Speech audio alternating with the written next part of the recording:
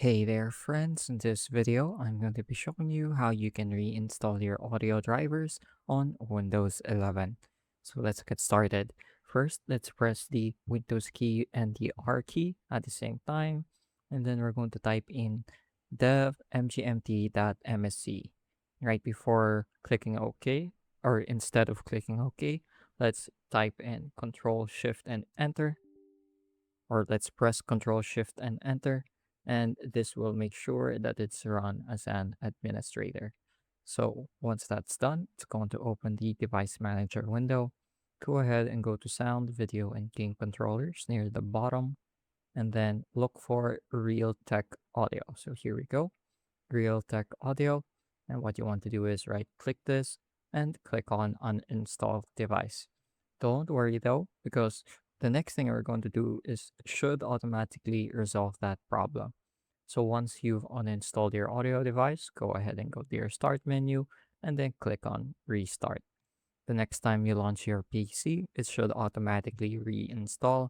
And if it doesn't, there are some ways we can get around this. So go ahead and go to your web browser. In this case, I have Google Chrome. And let's go ahead and type in Realtek Audio Driver. So here you should be able to download the latest version from Realtek, and it should be the 64-bit driver file.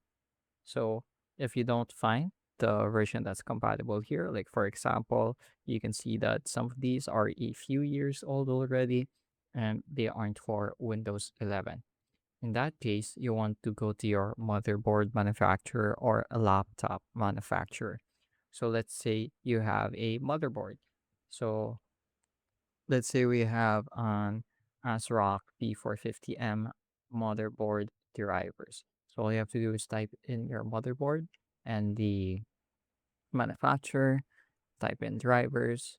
You should find the website here, and in the website you should be able to download your drivers. So here you go. Here's your Realtek high definition audio driver. Now this is usually the most compatible version that your motherboard has. Since this is an older motherboard, the date is a bit older than what's on the official website, but this is usually what I recommend doing. Alternatively, if you have a laptop, you can just type in your laptop and its specific model and go through the same process of looking through the manufacturer's website and downloading your drivers from there. Once you've downloaded and run the files, it should be properly installed. All you have to do is click on the restart button. So that's it for this video. I hope I was able to teach you something new and be able to resolve your issue. And as always, thank you for watching.